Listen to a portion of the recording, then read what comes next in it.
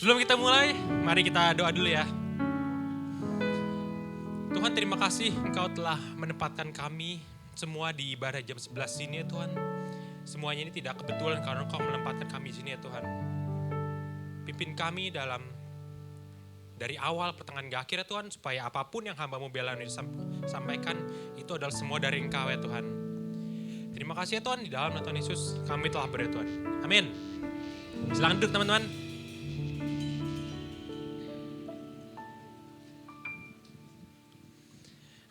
Sekarang gak kerasa ya kita udah 3 kali ibadah di Next Gen ini ya teman-teman. Gimana rasanya di ibadah di Next Gen ini teman-teman? Sempit? Nanti gak apa-apa kita jebol ke belakang ini biar nanti gak ada jerak-jeruk ke belakang ya. Amin. Nah, gak apa-apa kalau misalkan memang dari sempit-sempit kayak gini. Karena gue juga dulu pernah duduk sama kayak kalian gitu di bawah sini. Tepatnya lebih ke menjadi jemaat. Terus habis gue juga dulu udah pernah pelayan juga di sini. Ada fotonya di sini. Nah, 2017 drumnya juga di situ. Cuman dulu belum ada kandangnya kayak sekarang ya. Karena kita pergi kemana sering jalan-jalan gitu ya. Nah, jujur gue gak nyangka bisa di depan sini tuh. Kalau dulu tuh gue duduk di situ, sekarang gue di depan sini. Ini tuh memang karena Tuhan udah ngebawa gue sampai segininya, sampai gue bisa berbicara depan sini ya teman-teman ya. Kita tuh kemarin kan dari TC lantai 3 ya. Terus habis itu kita dipindahin ke sini, terus habis Om Mirio upgrade semua barang-barang kita di sini. Kita bersyukur banget ya kalau misalkan Om Mirio tuh bisa juga untuk memprovide kita sampai segininya gitu ya. Apalagi tuh ada yang keyboard warna merah tuh keren banget gak sih? Ya TTA. Nah, gue juga mau nunjukin beberapa foto waktu dulu leaders kita dulu yang sebelum-sebelumnya, pendahulu-pendahulu kita adalah, nah ini adalah orang-orang yang dulu sudah melayani di FLCC zaman-zaman sebelum COVID, lama lagi pokoknya. Enerjo Hes beberapa kilo yang lalu. Toro juga 10 kilo. Toro juga masih kayak gitu. Rambutnya juga masih kayak gitu. Terus habis itu ada Nikanor yang masih kecil juga kayak gitu. Ini semua orang-orang tuh mungkin kalian gak tahu ya. Yang paling tahu cuman gua, ada Davin, terus habis itu Kosemde, Cike. Ini semua orang-orang adalah dulu yang sudah melayani kita di FLCC.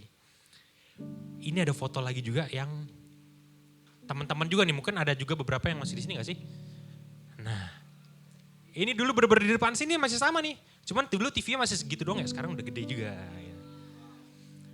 Keren banget di provide sama Tuhan ya.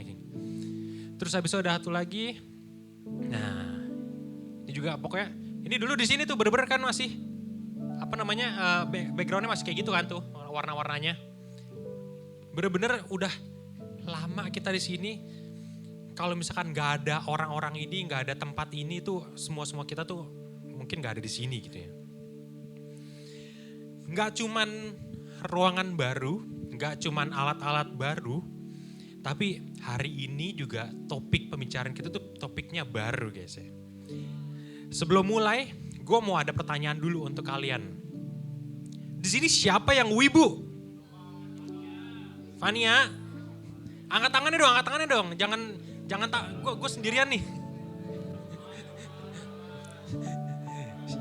Yoel, Darren, udah pada nonton Demon Slayer belum? Wah, keren banget gak sih Demon Slayer tuh? Gue juga nanti malam baru nonton ya, jangan spoilerin tuh. Si Jovan tadi udah mau spoilerin tuh. Jopan.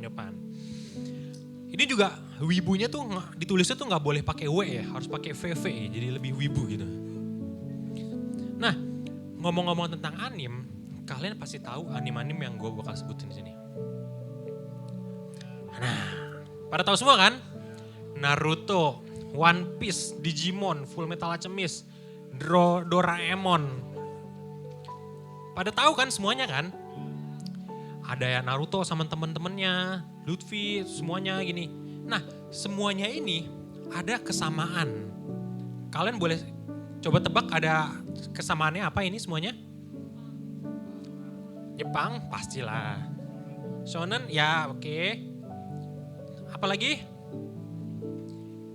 Kalau yang gue mau sebutin itulah ada karakter utamanya dan sekeliling sama teman-temannya.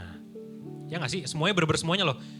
Depannya tengah si karakter utamanya, di samping-sampingnya teman-temannya. Bener-bener literally semuanya. Kenapa desainnya gitu semua ya dari dulu ya?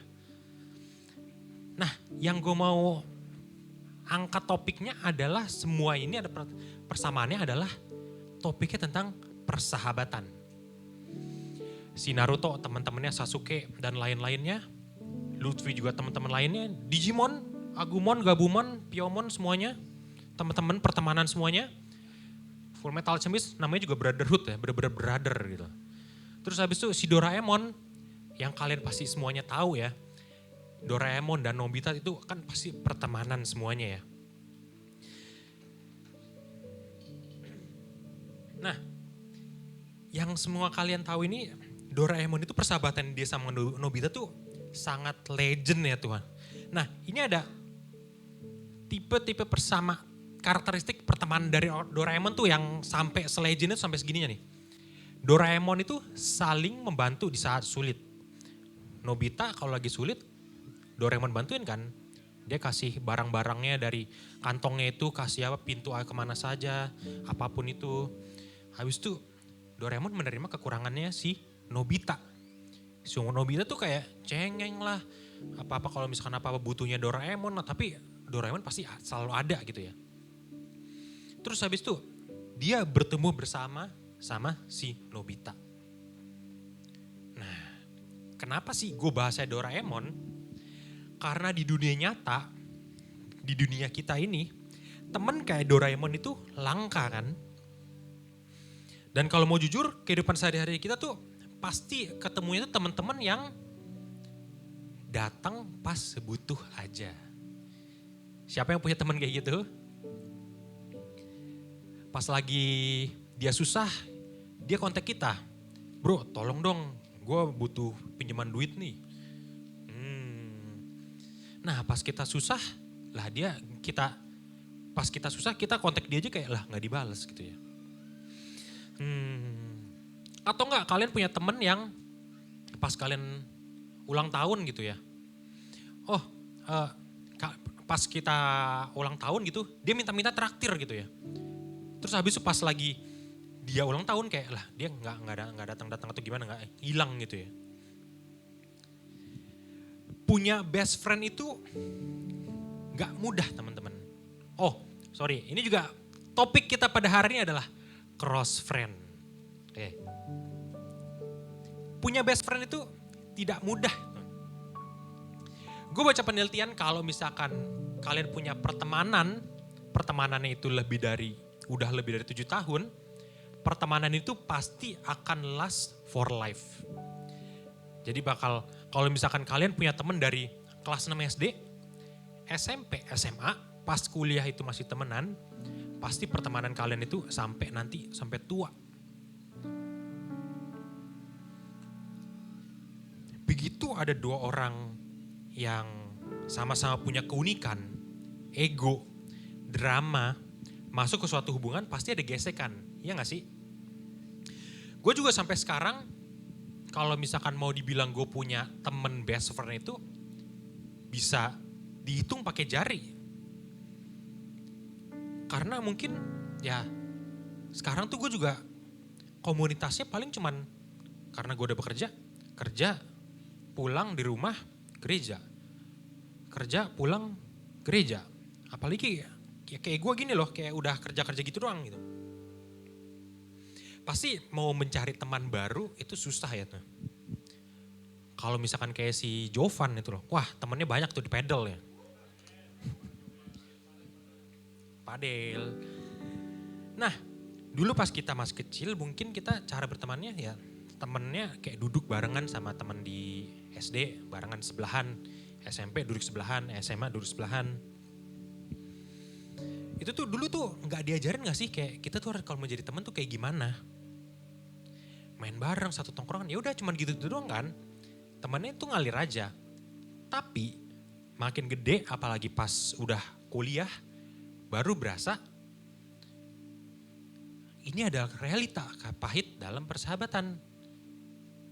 Satu, teman itu bisa berubah-ubah. Kalian ngerasain kan? Kayak kalau misalkan kalian itu baru masuk kuliah. Terus habis itu teman kalian itu yang bestie kalian tuh jurusannya beda atau bahkan kuliahnya beda. Kampusnya beda. Kalian harus punya teman baru lagi. Itu pasti kayak sesuatu yang kalian harus kayak, wah gue harus buat teman lagi nih, harus cari teman lagi gitu. Pasti kayak, waduh susah gitu kan, makanya berubah-ubah gitu. Yang kedua, kita gak selalu tahu kita itu teman dekat atau cuman teman pas butuh.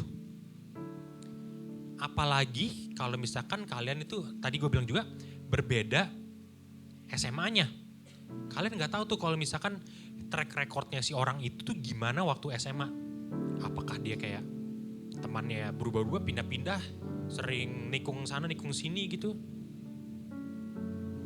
Atau yang ketiga, ekspektasi sering gak sesuai sama kenyataan, sama realita. Kalau misalkan contoh, wah gue kalau temanan, kalau misalkan gue traktir lu juga harus traktir gue nih. Kan bisa aja yang kayak gitu ya. Tapi mungkin gak semua orang kayak gitu ya.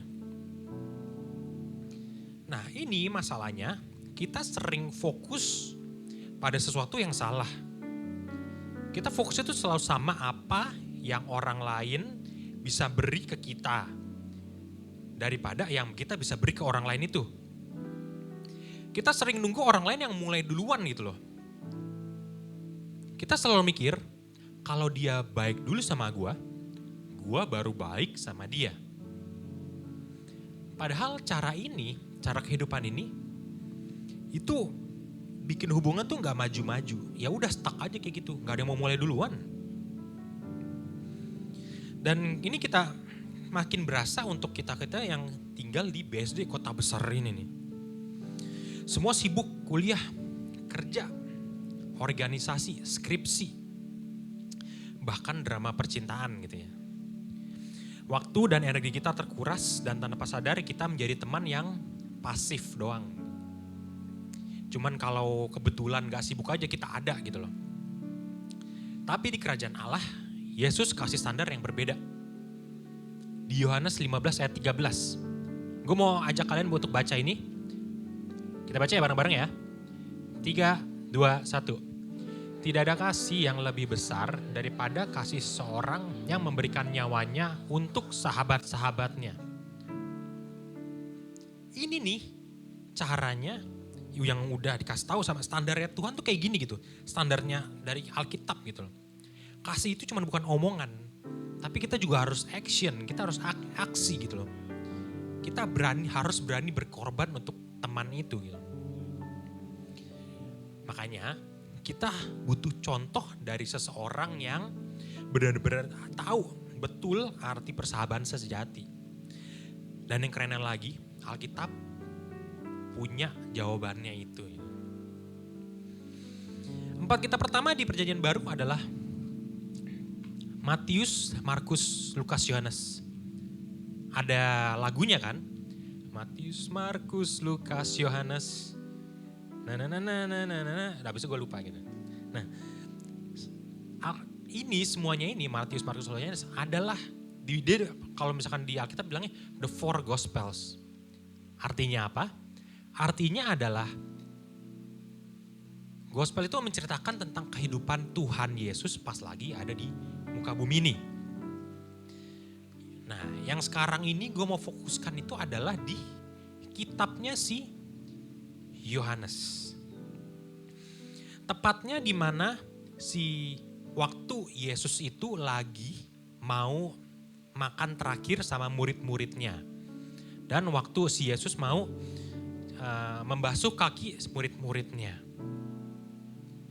Ini ya, kalau misalkan gambarnya, kalau misalkan kalian gak tahu, The Last Supper. Nah, ada Bible fact. Kalau kalian baca Yohanes ini tuh gak ditulis tentang The Last Supper. Tapi ditulis tentang Yesus membasuh kaki murid-muridnya. kenapa sih nggak ditulis juga? Padahal tuh ceritanya si Yohanes itu menceritakan tentang waktu setelah The Last Supper ini dia mencuci kakinya. Ini adalah Bible fact-nya.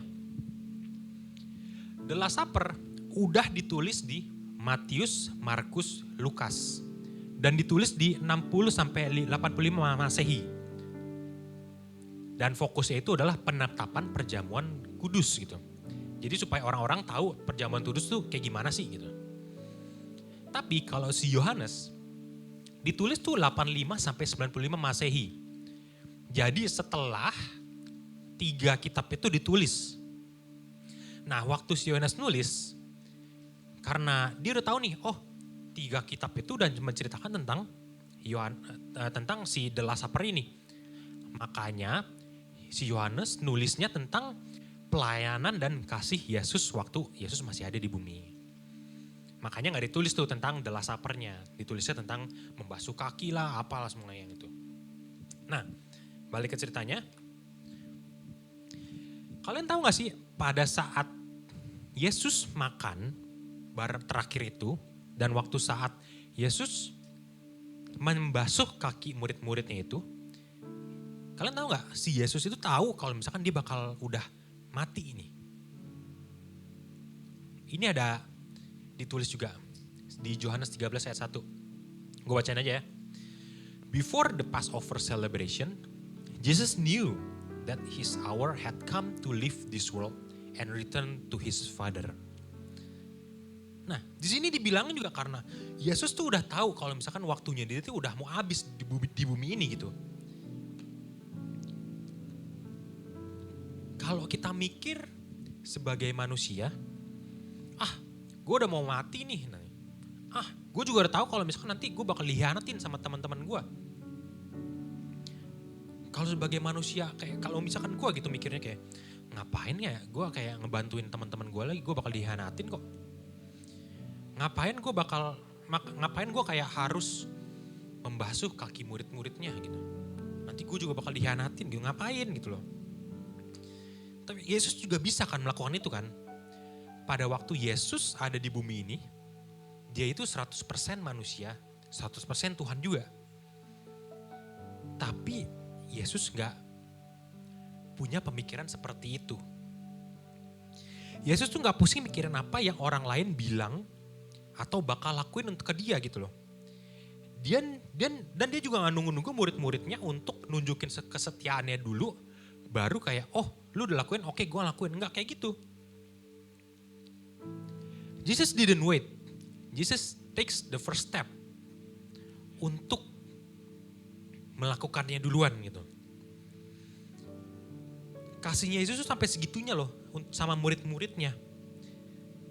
Meskipun dia tahu kalau misalkan dia bakal dihianatin, tapi dia melakukannya demi murid-muridnya. Dia membasuh kaki murid-muridnya. Jesus didn't reactive. Jesus proaktif. Kalian tahu gak bedanya reaktif sama proaktif apa? Kalau misalkan ada yang gak tahu, ini gue sebutin. Perbedaan reaktif sama proaktif. Reaktif, nunggu orang lain bergerak dulu. Jadi orang lain ngapain baru dia lakuin. Kalau proaktif, memilih bergerak duluan tanpa nunggu orang. Jelas lah ya bedanya. Satu nunggu, satu kayak duluan gitu ya. Reaktif, fokus pada apa yang tidak bisa dikendalikan. Kalau proaktif, fokus pada apa yang bisa dikendalikan. Udah beda lagi kan ya. Reaktif, dikontrol oleh situasi dan emosi. Proaktif, mengkontrol respon sendiri terhadap situasi. Perbedaannya kayak jelas banget kan ya. Bedanya reaktif dan proaktif. Dan Yesus itu proaktif. Bahkan kalau lanjut lagi di Yohanes 13 ayat 1 tadi itu, ini, gue bacain lagi aja. Yang kan tadi kan kita udah baca before the Passover celebration tadi kan ya. Nah selanjutnya itu ada lanjutan lagi. He had loved his disciples during his ministry on earth. And now he loved them to the very end. Yesus tuh sampai segininya mengasihi murid-muridnya. Makanya setelah dia bilang kalau misalkan iya Yesus mengasihi banget murid-muridnya. Lanjut lagi di ayat 4-5, ini kan ayat 1 kan. Di ayat 4-5, gue mau ajak kalian untuk baca bareng-bareng di sini. Baca bareng-bareng ya. 3, 2, 1. So he got up from the table, took off his robe, wrapped a towel around his waist, and poured water into a basin.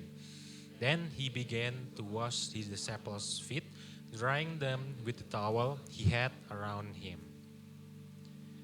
Nah, Yesus itu sampai membasuh kaki murid-muridnya. Yang notabene-nya Yesus adalah raja, tapi dia malah melakukan pekerjaan yang harusnya tuh waktu itu tuh seorang budak aja yang melakukan itu. Cuman budak yang membasuh kaki, misalkan gue punya rumah, orang mau datang, terus habis itu budak itu yang membasuh kaki-kaki si tamu-tamu yang mau datang. Tapi Yesus melakukan itu teman-teman. Dia benar-benar mind blown orang-orang, membalikan ekspektasi orang-orang di situ. Dia itu guru, malah dia melakukannya. Dia tuh lagi menunjukin ke murid-muridnya, gimana sih bentuk mengasihi sahabat yang sejati. Gimana caranya gitu. Kalau juga kita punya temen yang kayak gini, pasti gak sih kayak kita, gue punya temennya baik banget loh. Gue gak bakal mau kehilangan temen kayak dia gitu. Seneng banget gak sih? Langka banget gitu loh. Makanya kalau misalkan ada ketemu orang-orang kayak gitu, temen kayak gitu bener-bener harus dijaga. Nah kalau misalkan kalian mau cross check juga di kitab lain, di Injil Lukas juga Yesus kasih prinsip yang sama gitu. Lukas 6 ayat 31, gue bacain aja ya. Do to others as you would like them to do to you. Jadi kalau kalian mau dibaikin sama orang, ya kalian harus baikin dulu orang itu. Kita yang harus mulai duluan. Kita perlakukan teman kita sebagaimana kita mau diperlakukan gitu. Ada ini ya. Kalau mau kita hubungan baik, kita harus mulai duluan perlakuan teman seperti apa yang kita mau diperlakukan gitu. Jadi kalau kalian mau diperhatiin sama teman kalian, ya kalian harus memperhatikan teman-teman kalian dulu. Kalau kalian mau teman kalian baik sama kalian, ya kalian juga harus baik dulu sama teman kalian. Pikir aja deh kalau misalkan orang lain tuh kayak gak bakal lakuin duluan. Dan kalian harus lakukan duluan. Supaya pertemanan kalian juga maju ke tingkat yang lebih lagi. Jujur aja, susah banget. Gue juga kalau sampai sekarang kalau misalkan ada orang yang ngeselin gitu, gue juga gedek gitu sama dia. Tapi ya balik lagi, kita tuh expect orang yang lakukan duluan ya, baru kita yang melakukan ke mereka. Tapi ya sesuai dengan ajarannya Yesus gitu loh, kita harus yang memulai duluan. Yesus aja tuh kalau misalkan mau buat gitu loh, semuanya itu tentang persahabatan itu kayak tentang Yesus gitu loh. Bisa aja gak sih? Dia bisa tiba-tiba kayak, wah lu harus melayani gua, lu harus melayani gua. Bisa aja gak sih? Yesus kan raja gitu. Dia pasti bisa ngebuat orang seperti itu. Tapi dia pakai hubungan itu untuk memberikan contoh ke kita semua. Supaya kita bisa menjadi teman yang lebih baik lagi. Inilah yang Yesus lakukan. Jesus serves, Yesus melayani. Jesus put his friends first. Dia humble, supportive, encouraging, and forgiving. Dan karena waktu Yesus di muka bumi ini adalah 100% manusia juga kan. Kita juga segambar dan serupa dengan Yesus kan. Makanya we can do that too. Kita bisa melakukan ini semua juga kan? Kalian bisa kan melakukan ini semua?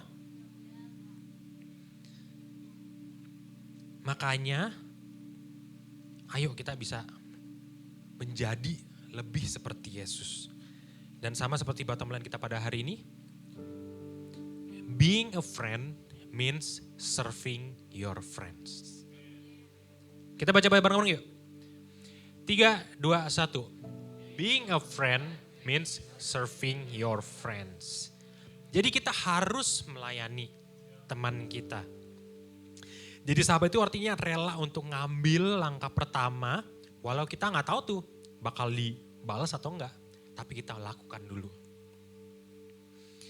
Bisa juga tuh kadang-kadang kita mikirnya kayak, gue care kok sama lu, tapi nggak ada tindakan ya, cuma diomongan doang, actionnya nggak ada.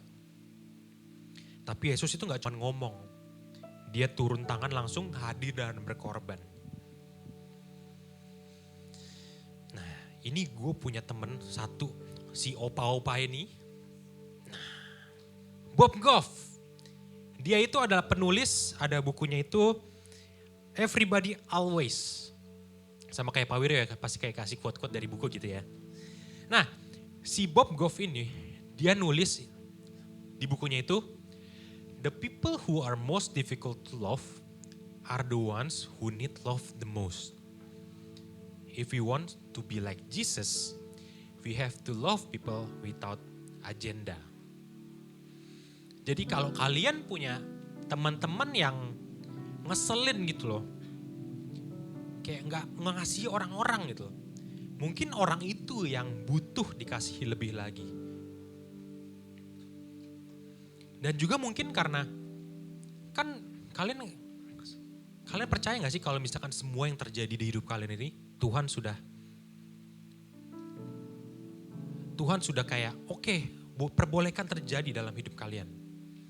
Dan kalau misalkan kalian punya teman-teman kayak gini, kayak yang wah dia tuh kayak gak mengasihi gitu loh. Nah makanya kita harus belajar untuk mengasihi dia. Tuhan taruh orang-orang seperti itu di kehidupan kita supaya kita bisa belajar untuk mengasihi bahkan orang-orang yang ngeselin banget gitu. Temen yang ngeselin aja kita kasihi, apalagi temen yang bahaya banget gak sih? Nah sekarang gimana caranya untuk serving temen kita tuh gimana sih? Banyak banget caranya untuk melayani teman. Gue mau ajak kalian ini sebentar lagi untuk aplikasinya supaya kita bisa langsung mengaplikasikannya ya ke kehidupan kita ya. Gak usah jauh-jauh ke temen kayak jauh di Papua, gak perlu sampai sana gitu, jauh banget gitu. Kalian coba pikirin temen-temen yang di SGL kalian aja nih, gak usah jauh-jauh gitu loh. Nah sekarang gue mau ajak kalian untuk pertama dulu, think about your friends. Coba pikirin satu orang. Terus habis itu pikirin kehidupannya itu gimana. Gak cuman kayak, oh dia udah makan belum ya? Oh udah mandi belum ya? Oh udah buang air besar belum ya hari ini ya? Gak usah mikirin kayak gitu, gak penting gitu loh. Coba pikirin tentang dia tuh sekolah, kuliahnya tuh kayak gimana. Dia udah ujian kemarin gimana hasilnya. Terus habis itu kalau misalkan ada orang lagi cari kerjaan, oh dia udah dapat kerjaan belum ya, udah interview belum ya.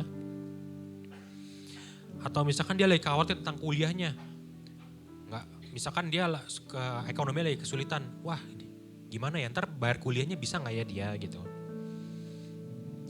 Coba lebih simpati dengan mereka, karena siapa tahu dia itu lagi bener-bener concern dengan hidupnya, tapi dia tuh gak ada orang yang, dia lagi pusing mikirin dia sendiri, tapi terus habis itu gak tahu dia mau cerita ke siapa, lagi buntu gitu loh.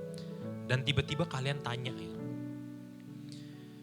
Gue juga kadang-kadang sering gitu loh, kayak oh tiba-tiba gue kepikiran nih, misalkan oh Devin, lu kemarin cari kerja kan, gimana cari kerjanya gitu. Atau enggak misalkan, oh lu baru masuk kerja kan, gimana kerjanya tuh, teman-teman kerjanya kayak gimana gitu. Gue sering banget diingetin Tuhan tuh kayak gitu, dan tiba-tiba kayak, oh dia juga tiba-tiba cerita panjang gitu loh. Itu kayak Tuhan sering banget ngingetin gue kayak gitu loh. Nah buat interaktif ya, gue mau ada pertanyaan simple buat kalian pikirkan dan kalian harus lakukan. Bener-bener harus lakukan. Sekarang gue mau ajak kalian untuk ambil handphone kalian. Ambil handphone, buka WA. Dan coba pikirkan teman kalian salah satu aja yang ada di SGL kalian aja. Atau boleh juga ke grup SGL kalian juga boleh gitu ya.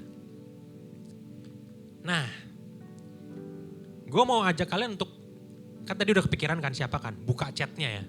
Terus habis itu kalian ketik, halo, misalkan siapa yang ada di sini, halo Wilson gitu. Gimana martabitesnya gitu. Udah minggu ini banyak yang beli gitu. Atau enggak misalkan siapa lagi yang gue itu. Halo Jovan, gimana cari pacarnya? Ya. Atau enggak satu lagi siapa ya? Halo Jeremy, menti gue semua dong. Pokoknya gitulah, halo Kit gitu ya. Coba deh, bener-bener kalian chat ke dia. Boleh tuh kayak misalkan, hai misalkan Oliver gitu ya. Gue pakai contoh lagi ya gitu ya. Kemarin kan udah masuk kerja kan ya gitu. Wih mantap. Gimana seminggu kemarin gitu. Dia bilang kemarin chaos di grup gitu. Itu bisa kayak gitu. Kalian juga bisa kayak misalkan bisa personalize lah ke teman-teman kalian kayak misalkan kerjaannya lah, kuliahnya lah atau gimana lah, terserah gitu. Dan kalian bener-bener enter ya. Dan setelah itu, setelah kalian melakukan think about your friends dan tanya itu, kalian harus listen to your friends. Jadi setelah kalian tanya, pasti kalau misalkan tanya dibalas dong. Nah pas dia balas, kalian harus mendengarkan apa yang dia ngomongin. Jangan setelah kalian nanya terus habis itu misalkan dibalas gitu loh, terus habis itu kalian tinggal aja tuh chatnya. Jangan dong. Atau enggak kalau misalkan kalian lagi carousel, lagi makan gitu loh. Kalian tanya, gimana kehidupan sekarang? Terus habis itu setelah pas lagi jawab-jawab itu kalian sambil buka scroll handphone gitu. Jangan gitu. Kalau bisa tuh bener-bener pas lagi carousel itu bener-bener handphonenya kalian tutup gitu. Jadi gak kelihatan kalau misalkan ada notifikasi gitu. Jadi fokus kalian tuh bener-bener ada di teman kalian itu.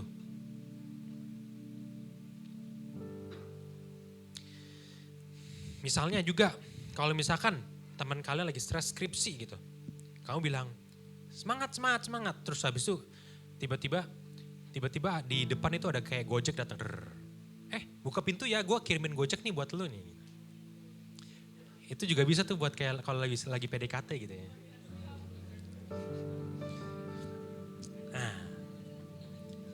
Nah setelah kalian tanya, habis itu kalian mendengarkan, jangan lupa juga nih yang terakhir nih. Pray for your friends yang ketiga. Ini udah standarnya orang Kristen tuh seperti ini gitu. Untuk mendoakan teman-teman kita setelah kita pergi bareng-bareng gitu. Tapi jujur gue juga kadang-kadang setelah carousel sama menti-menti gue, kadang-kadang abis makan gue kan carouselnya pergi makan gitu ya.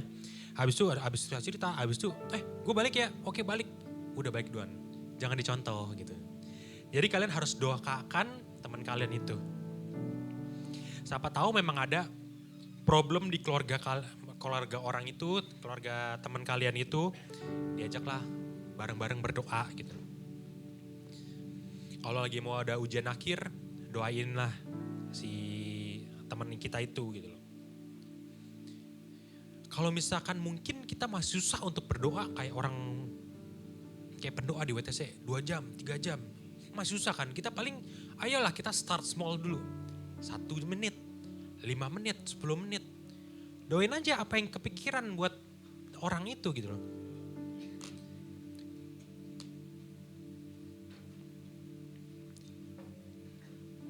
Dan kalau misalkan kalian lakukan ini semua, mungkin gak langsung ujuk-ujuk pertemanan kalian kayak menjadi kayak, gue punya best friend baru nih. Enggak kayak gitu kok. Tapi best friend itu kan harus dibangun gitu loh. Tadi juga surveinya 7 tahun kalian baru bisa jadi best friend yang seumur hidup kan ya. Ini semuanya gak ngubah pertemanan kalian jadi lebih baik secara spontan.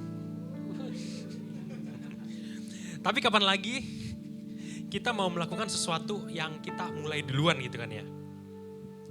Bayangin aja kalau misalkan FLCC jadi komunitas yang gak cuma akrab di luar, gak cuma kayak dangkal doang, tapi di dalamnya juga kalian tahu kenapa orang-orang di sini melayani di FLCC. Kenapa orang-orang di sini datang ke FLCC. Kan kalau misalkan kita punya teman yang kayak obrolannya tuh gak dangkal-dangkal doang, sampai jeroan-jeroan nih kalian tahu gitu loh, kenapa mereka ada di sini gitu. Itu kan pasti kayak jadi komunitas yang kayak, wah gue punya teman baik nih. Gak saling nilai dari penampilan gitu, tapi dari kesetiaan dan kasihnya. Makanya kan juga ada dibilang kan, don't judge the book by the cover. Gak nunggu diajak ngobrol, tapi mulai ngobrol duluan. Jadi kalau misalkan ada gitu yang baru gitu loh, kalian ajak ngobrol. Kalau misalkan dia itu duduknya itu di sebelah kalian, kayak misalkan kan kita kan di sini kan ada kan yang kayak menyambut jemaat-jemaat baru gitu. Terus habis itu kalian harus jemaat baru di sebelah gue nih. Halo, siapa namanya gitu. Pasti kan orang itu juga pasti, wah ternyata di sini orangnya ramah-ramah gitu ya. Dan dia pasti mau datang lagi ke sini. Nanti pasti ujung-ujungnya tempat ini udah gak muat lagi. Amin. Pasti nanti Om Biro suruh pikirin, wah kita harus di mana nih, kita udah gak muat lagi di sini nih gitu. Makanya teman sejati itu bukan cuma untuk mikirin kita cuman bisa ketawa hai doang gitu loh. Tapi yang bikin kita makin kenal Yesus dan mau hidup seperti dia. Makanya gue mau ingetin lagi bottom line kita pada minggu ini. Being a friend means serving your friend. Dapat sesuatu pada hari ini?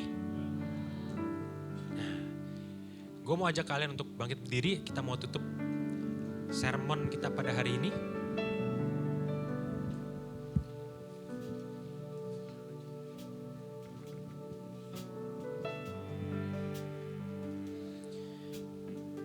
Mungkin kalau misalkan ada dari kalian yang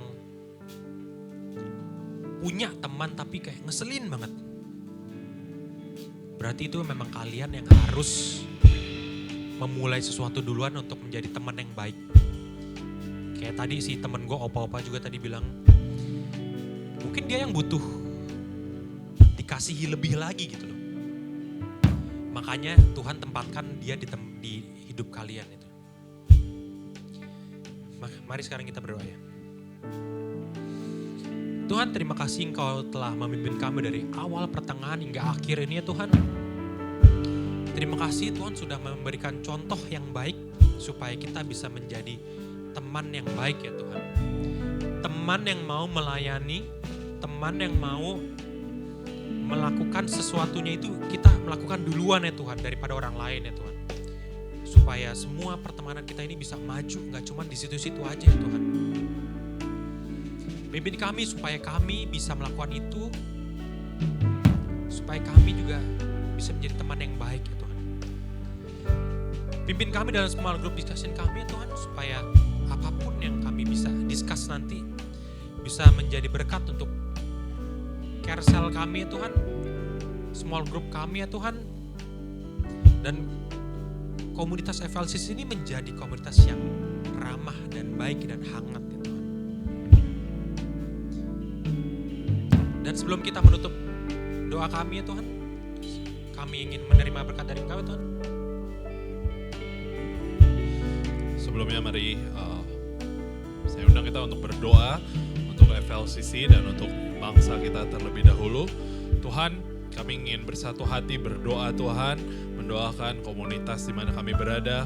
Kami mengucap syukur Tuhan atas usia yang baru yang telah Tuhan tambahkan untuk komunitas ini.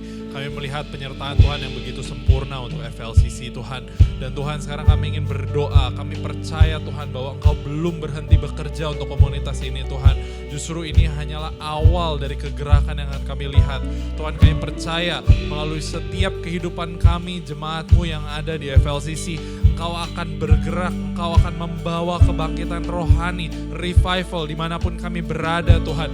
Kami berdoa melalui komunitas ini biarlah kami dapat melihat semakin banyak jiwa-jiwa dapat diselamatkan, jiwa-jiwa mengenal Yesus Kristus sebagai Tuhan dan Juru Selamat, jiwa-jiwa yang diselamatkan Tuhan dari setiap keterikatan dosa Tuhan. Kami juga berdoa biarlah dari komunitas ini akan lahir banyak pemimpin Tuhan yang nantinya akan memimpin di setiap pilar-pilar yang ada Tuhan, bukan hanya di marketplace tapi bahkan sampai ke politik, sampai ke tempat-tempat lainnya yang mungkin di sana masih ada kekeringan kebenaran.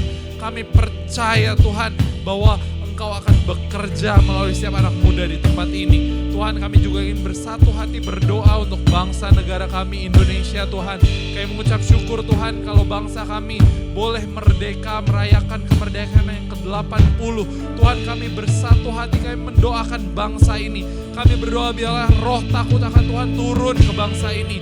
Tuhan, kami ingin minta ampun atas setiap dosa yang masih dilakukan oleh bangsa ini. Tapi kami berdoa Tuhan, kalau masih ada orang-orang percaya seperti kami yang mendoakan bangsa ini, maka kami yakin dan percaya Tuhan, kasih-Mu masih ada di bangsa ini Tuhan, tangan-Mu ada di atas bangsa ini, sehingga Engkau mampu mengubahkan kondisi bangsa ini. Tuhan, di tengah situasi global yang tidak pasti, kami percaya perlindungan-Mu sempurna atas Indonesia, sehingga kami dapat melihat Indonesia terus bertumbuh. Kami berdoa juga Tuhan, untuk setiap pemerintahan di setiap level Tuhan, biarlah roh takut akan Tuhan turun. Kami berdoa untuk pemerintahan yang bersih Tuhan di dalam nama Yesus. Kami yakin dan percaya kami akan melihat bangsa kami di masa depan jauh lebih baik daripada di masa lalu karena Tuhan bekerja. Dan kami percaya setiap orang di bangsa ini akan melihat kuasa-Mu, melihat kemuliaan-Mu terpancar di bangsa ini. Terima kasih Tuhan, terima kasih. Sekarang kami akan selesai ibadah ini dan kami ingin mengangkat kedua tangan kami untuk menerima berkat yang terbaik daripada-Mu. Mari angkat kedua tangan kita untuk menerima berkat yang terbaik dari Tuhan. Diberkatilah hidup-Mu, diberkatilah sekolah, kuliah, pekerjaan-Mu, usaha-Mu, apapun yang Kau lakukan Tuhan yang akan buat berhasil. Tuhan akan mengangkat Kau tinggi menjadi kepala dan bukan ekor. Tuhan akan memberkati setiap hal yang Kau lakukan.